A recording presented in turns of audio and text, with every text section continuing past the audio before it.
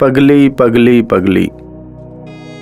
बच्चे चिल्लाते हुए, शोर मचाते हुए उसके पीछे भाग रहे थे और वो उनके निशाने से दूर जाना चाहती थी, भाग जाना चाहती थी।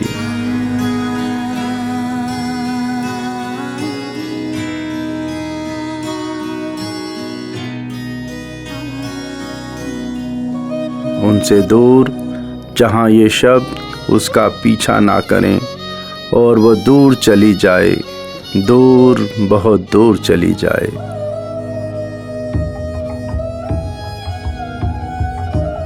वर्षों से ये शब्द उसकी जिंदगी का हिस्सा थे। न जाने वो उसकी दशा थे, एहसास थे, कोई कहानी थे या किस्सा थे। वो भीड़ में भी रोती थी और तन्हाई में भी। लेकिन कुछ बरस हुए वो ऐसी ना थी, वो ऐसी ना थी, वो भी जवां थी, हसीन थी। उसने भी अपने उन्नत बसंत देखे थे, उसने भी बहारें रोशन की थी।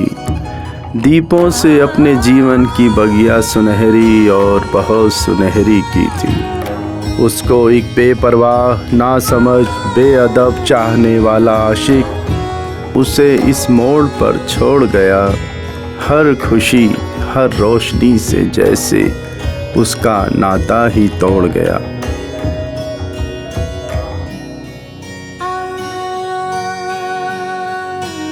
वो इसका ना हुआ और ये बेचारी किसी की ना हो सकी, किसी की ना हो सकी।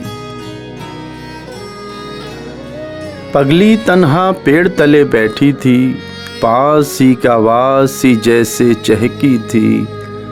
कुछ पल में जाने क्या हुआ, कुछ पल में जाने क्या हुआ, वहीं कहीं एक शोर सा हुआ।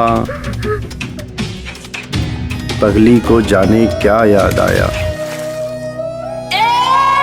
पगली को जाने क्या याद आया। उसने उसको मारे हुए पत्थरों का था जो झुंड बनाया। उसी आवाज की दिशा दशा में एक पत्थर चलाया।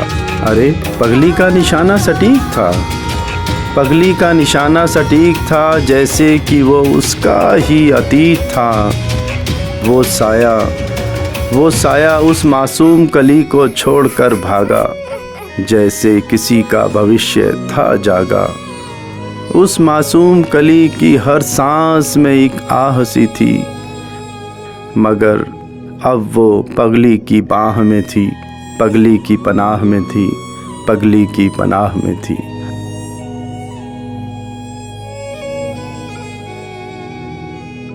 अमित्र कहे पगली पगली नहीं थी, पगला तो ये ज़माना है, पगला तो ये ज़माना है, अरे पगला तो ये ज़माना है।